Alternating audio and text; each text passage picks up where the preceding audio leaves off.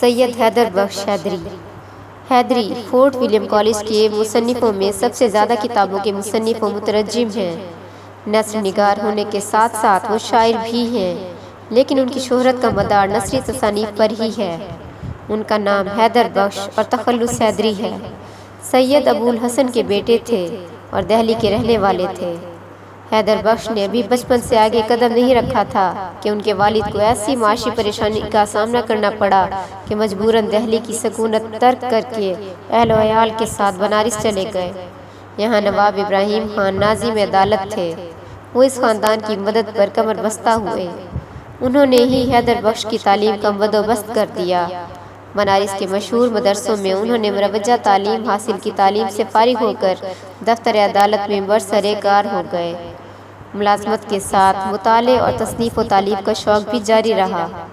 حیدری نے قصہ مہر و ماہ کے نام سے کہانی لکھی اور 18ویں صدی کے آخر میں اسے لے کر کلکتہ چلے گئے۔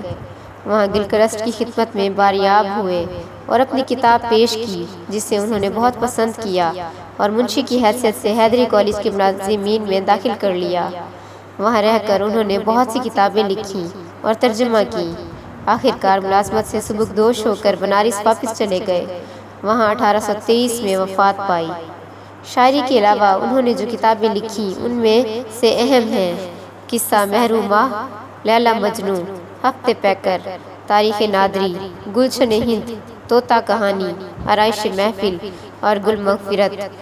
ان میں سے آخری 3 کتابوں نے بہت شہرت پائی۔ طوطا کہانی سید محمد قادری کی ایک فارسی کتاب کا ترجمہ ہے۔ سنسکرت کی ایک پرانی کتاب کا مولانا ضیاء الدین بخشی نے فارسی میں ترجمہ کیا۔ قادری نے اس کا خلاصہ کر دیا۔ اس خلاصے کو حیدری نے اردو کا روپ دے دیا۔ یہ کتاب بہت مقبول ہوئی اور مختلف زبانوں میں اس کے ترجمے ہوئے۔ آرائش محفل حاتم طائی کے فارسی قصے کا ترجمہ اور خلاصہ ہے۔